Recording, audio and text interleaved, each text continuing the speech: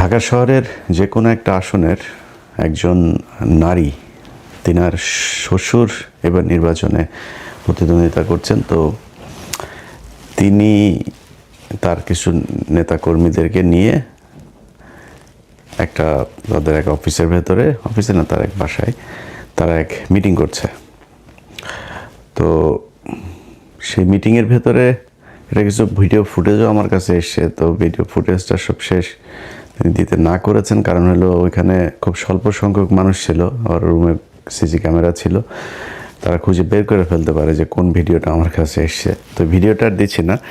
যাক, এরকম মনে হয় আপনাদের এলাকাতেও হয়তো অনেকের এরকম কর্মশালা চালু হয়েছে।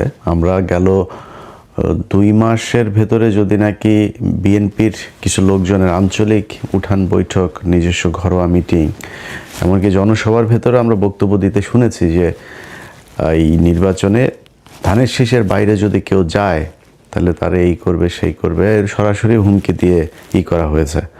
আবার হিন্দু ভোটারদের বাড়িতে গিয়ে আপনার দেখলাম তাদেরকে হুমকি দেওয়া হচ্ছে যে তোরা তো আওয়ামী লীগ করতেই, তোরা ভোট কেন্দ্রে যাওয়ার দরকার নেই, আর ভোট কেন্দ্রে গেলেই সামনে এসে তারপরে দিতে হবে, এই ভোট দেওয়া লাগবে, সিল মারা লাগবে, এরকম নানান ধরনের হুমকি টমকি দিচ্ছে। আওয়ামী লীগের লোকজনকেও এরকম হুমকি ধমকি দিচ্ছেন।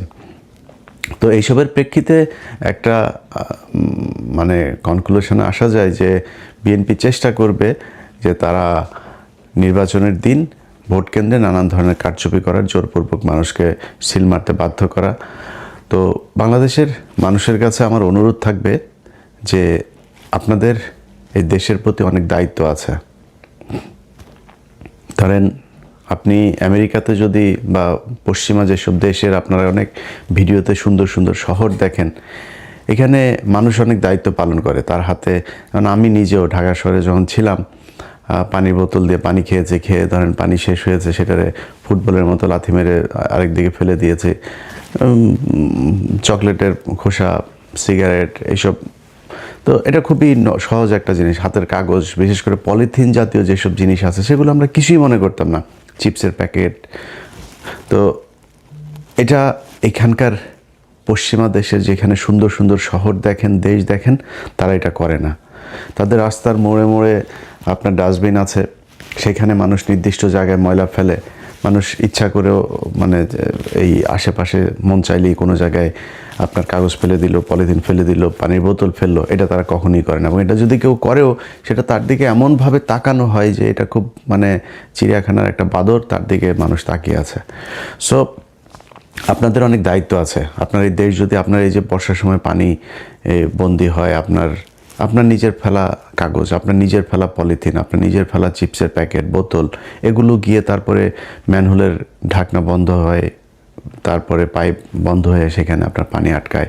সো এগুলো আপনাদের নিজেদের কিছু কাজ করতে হবে। এইবার বাংলাদেশের একটা বিশেষ পরিস্থিতিতে এই নির্বাচনটা হচ্ছে। আপনারা যারা ভোটার আছেন তাদের সবাইকে ভোট দিতে যেতে হবে। অনেক কাজ থাকলেও আপনার কেউ যদি মনে করেন না আমি না গেলে সমস্যা কি, আরেকজন যাবে, আরেকজনও তো সেটা মনে করতে পারে যে সে না গেলে সমস্যা কি, আরেকজন যেতে পারে। সো এই জিনিসটা আপনারা করবেন না, সবাই ভোট দিতে যাবেন। এবং ভোট দিতে গিয়ে সেখানে যদি নাকি আপনাকে জোরপূর্বক কোনো কথাবার্তা কেউ যদি বলে, কোনো কিছু করাতে চায়, আশপাশে সাংবাদিক থাকবে, মিডিয়া কর্মী থাকবে, আপনার নিজের ফোন আছে, আপনি নিজের ফোনটা তাকে ধরবেন। আপনাদের প্রতিটি মানুষকে এক একজন সাংবাদিকের ভূমিকা পালন করতে হবে। যে এখানে কেউ আপনাকে ডেকে এনে তারপরে বললো এই যে আপনার ভোটার আইডি কার্ড দেন, আপনার দেন, আপনার নাম্বার নিয়ে গেল, বা আপনারা বললো যে আমার সামনে ভোট দাও বা এই মার্কায় ভোট দাও। কোনো দলকে, আমি কোনো বিশেষ দলের পক্ষে বলছি না, কোনো দলকে, কোনো দলের প্রার্থী, সেটা জামাতের কোনো প্রার্থীও যদি হয় তাকে ধরবেন, তাকে ধরে সেগুলিই করবেন।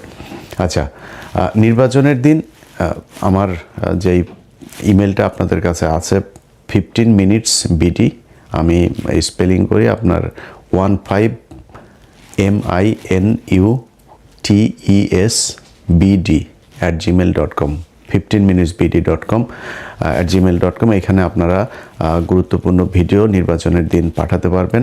আপনাদের পাঠানো ভিডিওগুলো আমরা প্রচার করব। সো সবাই ওই দিন নিজেদের চোখ কান খোলা রাখবেন, নিজের ফোনটা হাতে রাখবেন, কোনো কিছু ঘটলেই সেগুলো ভিডিও ধারণ করবেন। যে কোনো অনিয়ম, কারচুপি যে দলই করতে চাক সেটা আপনারা আমাদেরকে পাঠাবেন। এখন বিএনপিকে কিছু জিনিস বলি। ধরেন বিএনপির যেই আচার আচরণ, এটার সাথে 2018 সালের যে নির্বাচন, সেটার কিছুটা মিল পাওয়া যায়। 2018 সালের নির্বাচনে এই যে আজকের চান্দা আব্বাস যিনি বিশাল ক্ষমতার অধিকারী, এখন নিজের বিরাট ভাবসাব মাস্তানি করে, এই যে সেখানে এমপি প্রার্থী নাসিরউদ্দিন পাটোয়ারি, সহজ সরল একটা মানুষ, এর উপরে ডিম মারে, এখানে মারধর করে, ওইখানে ধাক্কাধাক্কি করে, নানান ধরনের সমস্যা তৈরি করছে তার প্রচারণায়। তো এই চান্দা আব্বাস নিজেরা এখন বিশাল ক্ষমতাশালী মনে করছে, অথচ এই চান্দা আব্বাসকে 2018 সালে বউ শুদ্ধ দৌড়ায় নাই, আওয়ামী লীগের ন্যাংটা পোলাপান এরা দৌড়ায় নাই এই বউ শুদ্ধ দুইটারে। যদিও সেই নির্বাচনে মির্জা আব্বাস এই আওয়ামী লীগের সাথে আতাত করেই তিনি হ্যাডম দেখিয়েছিলেন, কি হবে, কতটুকু যাবে, কতটুকু গেলে কি হবে, এগুলো সব কিছু তাদের পাতানো। ধরেন কোনো এমপি মন্ত্রী কেউ বের হইতে পারে নাই বিএনপির, শুধু মির্জা আব্বাস আর চান্দা আব্বাসের বউ, ওনারা বের হতে পেরেছেন। সো আমরা এগুলি বুঝি। উনি পুরো আওয়ামী লীগের সময় ওনার ঢাকা ব্যাংকের পুরো প্রফিট নিয়ে তারপরে বাজার করেছেন। তো তিনি যেই নির্বাচনে গিয়েছেন আর আওয়ামী লীগ তাকে এমনিতেই তিনি এইভাবে সাহস দেখিয়ে তারপর গিয়েছেন, এটা না। এরপরে কত কান্নাকাটি মিডিয়াতে, এগুলো আপনারা মির্জা আব্বাসের দেখেছেন। আজকে তাদের বিশাল ক্ষমতা। তো এই যে ক্ষমতাগুলো দেখাচ্ছে, 2018 সালে আওয়ামী লীগ ঠিক একই ধরনের ক্ষমতা দেখিয়েছে, কিন্তু সেই আওয়ামী লীগ যে ক্ষমতাটা দেখিয়েছিল সেটার সাথে এইবারের পরিস্থিতির বিস্তর ফারাক। আপনি আওয়ামী লীগ যা করেছিল সেটা বিএনপির পক্ষে বা জামাতের পক্ষে করা সম্ভব না। কেন সম্ভব না সেটা বলি।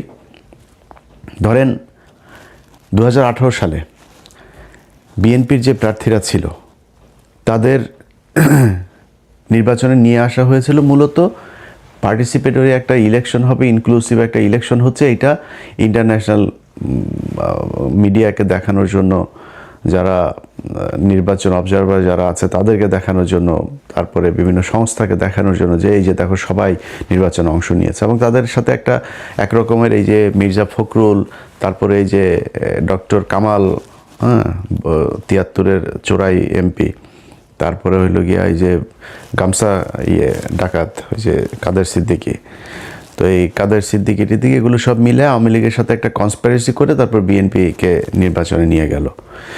সেই নির্বাচনের ফলাফল কি ঘটেছিল, সেই আলোচনার নামে, সংলাপের নামে শেখ হাসিনা কি নাটক করেছিল আপনাদের সব মনে আছে। তাদের সবার স্বপ্ন ছিল যে নির্বাচনের দিন সব মানুষ নেমে আসবে, এসে তারপর একটা কিছু করবে।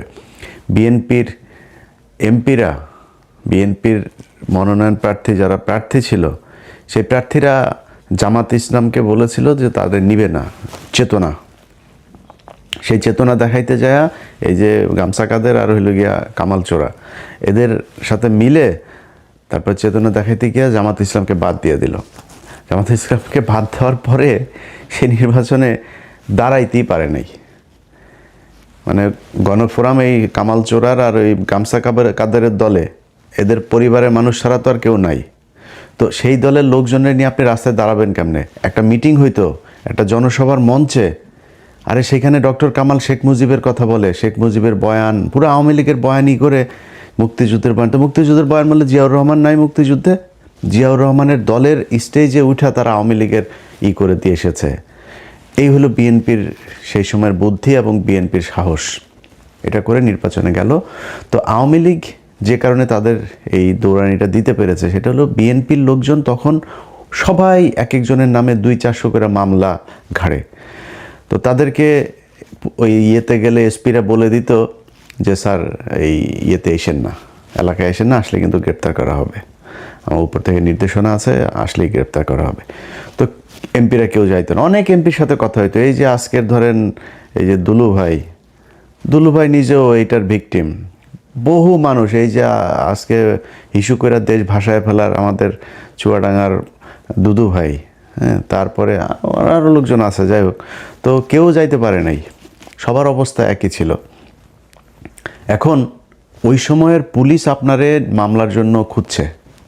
ওই সময় আওয়ামী লীগ ভয়ঙ্কর রূপে, আপনি জানেন যে আগে কি ছিল, পরেও আওয়ামী লীগে আসবে, মানে ক্ষীণ একটা আশা নিয়ে নির্বাচনে গিয়েছিল, যে কারণে আওয়ামী লীগ যে আবার আসবে, এবং আওয়ামী লীগের লোকজনও থ্রেট করছে যে নির্বাচনের পরে কিন্তু তোরে দেখাবো, কেলাবো ইচ্ছা মতো। তো এই ভয়ে তারা তো আর বের হইতে পারে নাই। এখন এবারের প্রেক্ষাপটটা আপনাদেরকে বলি। এবারের প্রেক্ষাপট হচ্ছে জামাত ইসলামের কারোর নামে মামলা নাই, শেখ হাসিনা ক্ষমতায় নাই, তারপরে আপনার এলাকার যে প্রশাসন, সেই প্রশাসন আপনারা কোনো চাপ দেয় না যে স্যার এলাকায় থাকা যাবে না, এলাকা থেকে বের হয়ে যান, সেই চাপও নাই। সেনাবাহিনীর গুটি কয়েক তারা খুবই কোণঠাসা একটা পক্ষ ডিজিএফআই, তারা চাচ্ছে যে নির্বাচনে একটা কারচুপি করানোর জন্য, কিন্তু একদম মূল সেনাবাহিনীর যারা আছে, বিশেষ করে মধ্যম সারির অফিসার থেকে নিচের সৈনিক যারা আছেন, এদেরকে দিয়ে আকাম কুকাম আর করানো যাবে না। আমার বিশ্বাস এখন পর্যন্ত সোফার, আমি সেনাবাহিনীকে নিয়ে নির্বাচনের পরে হয়তো একটা ভিডিও করব, এখনই কোনো মন্তব্য করছি না, তবে সোফার এখন পর্যন্ত সেনাবাহিনীর আচার আচরণ যা আছে ভালোই মনে হচ্ছে। তো এই সেনাবাহিনী যদি চায়ও, মনে করেন সেনাবাহিনী 2018-24 মতো আওয়ামী লীগকে যেভাবে পাহারা দিয়েছে সেভাবে আপনাদেরকে পাহারা দিয়ে একটা নির্বাচন করাই দিবে, এটা এবার আর সম্ভব না। ওই জায়গায় সেনাবাহিনী যাইতে পারবে না, যাইতে দেওয়া হবে না সেনাবাহিনীকে। সো সেনাবাহিনী এই যেই অবস্থানে আছে, এই অবস্থানে থাকলে, পুলিশ যে অবস্থানে আছে সেই অবস্থানে থাকলে মানে থাকতে হবে। এরপরে আপনার এলাকার লোকজন নিয়ে আপনি মারামারি কটুক জামাত ইসলামের সাথে করতে পারবেন, বা জামাত ইসলাম চাইলে বিএনপির সাথে মারামারি কটুক করতে পারবে। তো হুমকিটা যেহেতু বিএনপির দিক থেকে এসছে, সেই কারণে আমি জামাতকেই এখানে দ্বিতীয় পক্ষ হিসাবে নিচ্ছি। বিএনপিকে মাথায় রাখতে হবে 2000 সম্ভবত 21 না 22 সালে বোধহয়, না সরি 23 সালে বোধহয়, ওই যে ঢাকাতে আপনার হইল, একটা জনসভা হইল বিএনপির 10ই ডিসেম্বরের যে জনসভা, সেই জনসভাতে বিএনপিরে নিয়া কিভাবে হাসিনা ফুটবলটা খেললো, এই যে হারুন, তারপরে বিপ্লব, এরা এইখানে দিবে না ওইখানে দিবে, শেষে নিয়ে গরুর হাটে দিয়েছে, মনে আছে আপনাদের? ডিসেম্বরের 10 তারিখে নিয়ে আপনার গরুর হাটে নিয়ে এরপরে তাদেরকে সেই মিটিং করাইলো। একটা ককটেল মারার পরে মির্জা ফখরুল আপনার না দিয়া, ঘোষণা না দিয়া স্টেজ থেকে নেমে দৌড় দিয়েছিল, আবার দৌড় দিয়ে এসে তারপরে আবার আগামীকাল পরশুদিন আবার ফের হরতাল হবে, অবরোধ হবে, কি যেন কর্মসূচি দিয়ে দৌড়, একটাও দাঁড়ায় নাই। না দাঁড়ায় তো লাভ হয় নাই, সবার নামে কিন্তু মামলা ঠিকই হয়েছে। নিজেরা যায়া এই রাজারবাগ পুলিশ লাইন হাসপাতালে গিয়ে ভর্তি হয়েছে পুলিশ, ভর্তি হয়ে সেগুলো নিয়েও মামলা হয়েছে। রাজারবাগ থেকে আপনার এই আওয়ামী লীগের লোকজনের দিয়ে গোয়েন্দা সংস্থা বিচারপতির হামলা করলো, সেটার নিয়েও মামলা। সো এই যে মামলাগুলো খেয়েছেন, মামলা কিন্তু খেতে হয়েছে, কিন্তু কি হয়েছে, দৌড়ে তারপরে পালাইলেন, কিছু না করেই মামলা খেলেন। একটা ককটেল, তাও বহু দূরে, মঞ্চের থেকে বহু দূরে এক ককটেল ফুটার পরে সব জামা কাপড় জাঙ্গা টাঙ্গা খুলে দৌড়। এটা কিন্তু বিএনপি। এত ভাব মারার কিছু নাই, একটা বালুর ট্রাক সরাইতে পারেন নাই। খালেদা জিয়া যেদিন জেলে যায় সেই দিন 5 জন মানুষ রাস্তায় নামতে পারেন নাই। আজকে লক্ষ লক্ষ মানুষ নিয়ে এই যে ভাবসাব মারেন না, নির্বাচনে ফেল করেন, ওই কুমিল্লায় হাসনাতের আসনে যান, মঞ্জুর কাছে যা জিজ্ঞেস করেন পৃথিবীটা কেমন, বুঝছেন? তো ওই ক্ষুধার রাজ্যে পৃথিবী যেমন গদ্যময় থাকে না, মঞ্জুর রাজ্যে পৃথিবীটা এমন গদ্যময় অবস্থা, কেউ নাই আশপাশে, অথচ মনোনয়ন পাওয়ার পরে বাড়ি ঘরে সারাদিন রমরমা অবস্থা, হাজার হাজার মানুষ মঞ্জুর ছেলেরে নিয়ে ভর্তি করায় দিয়ে আসে রিহাবে, পাগল হয়ে গিয়েছে। তো তাদের কাছে যা জিজ্ঞেস করেন নেতাকর্মীরা কীরকম, এটা বাংলাদেশের মানুষের স্বভাব চরিত্র। যখন আপনার অবস্থা ভালো থাকবে আপনার পিছিয়ে পিছিয়ে দৌড়াবে ইচ্ছা মতো, অবস্থা ভালো থাকবে না তখন আর পিছনে কারোর পাবে না। ঠিক একই অবস্থা আপনাদের সামনেও হইতে পারে কিন্তু, হ্যাঁ। সো পিছনের দিকে একটু খেয়াল রেখে তারপরে সামনের পদক্ষেপ নিয়েন, তাইলে খুব সুবিধা হবে।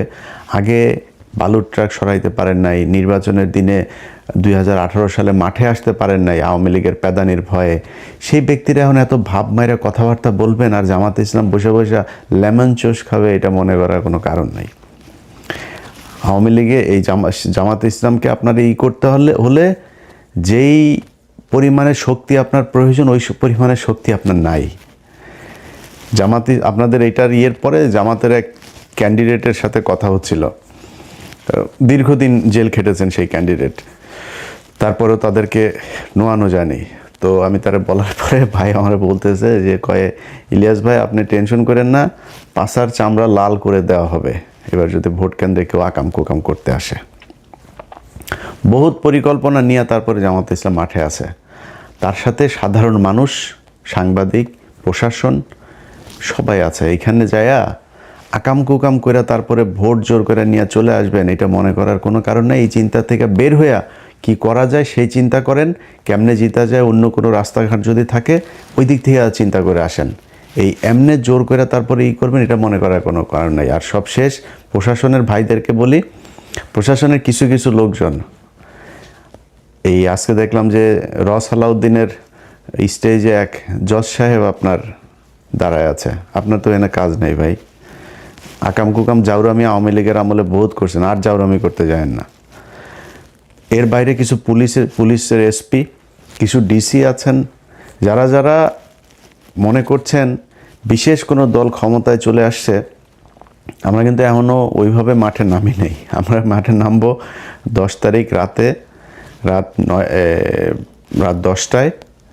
আমরা একটা লাইভে আসবো, ডক্টর কনক সারোয়ার, তারপরে পিনাকি ভট্টাচার্য আর আমরা একটা লাইভে আসবো। আমরা 10 তারিখ থেকে ক্যাম্পেইন মূলত শুরু করবো। সো ক্যাম্পেইন কিন্তু এখনও শুরু করিনি। আপনাদের এই কয়দিন দেখলাম পরিস্থিতিটা কি, কোন দিকে যায়, কাদের কি অবস্থা, ওটা দেখে এখন নামছি আমরা। সো এখন যদি নাকি এই 10 তারিখের পর থেকে অলরেডি আপনারা মাঠে যারা আছেন তারা নিজেরাই বুঝেন কোন দিকে মানুষ কারে ভোট দিতে চাইতেছে। আমরা আর বলি না, অনেকে কাউকে 30টা দিয়েছে, কাউকে 280টা দিয়েছে। আমরা ওই ক্যালকুলেশনে এখন যাচ্ছি না, ক্যালকুলেশনে যাব, সময় আছে এখনও, এত তাড়াহুড়া করেন না।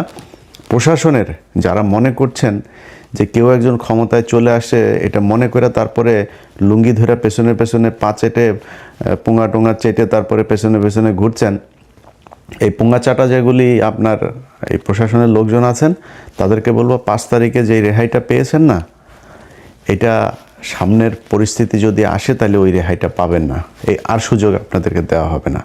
ঠিক একইভাবে গণমাধ্যমের অনেক লোকজন আছেন, তাদের ভিতরেও যারা যারা কিনা বিশেষ বিশেষ দলের হয়ে তারপরে কাজ করার চেষ্টা করে যাচ্ছেন, তাদের আসল রূপ আমরা জানি কে কোন দিকের। সো তারা আমি বিশ্বাস করি যে একটু সাবধান হয়ে করবেন। রাস্তাঘাটের অবস্থা কি এটা আপনারা যেহেতু সাংবাদিকতা করেন আপনারা খুব ভালো করে জানেন মানুষ কাদেরকে ভোট দিতে চায়, কি করে।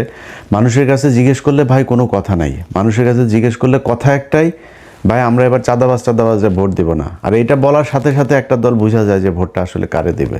সো ভোট কারে দিবে এটা আপনিও জানেন, আমিও জানি, আমরাও জানি।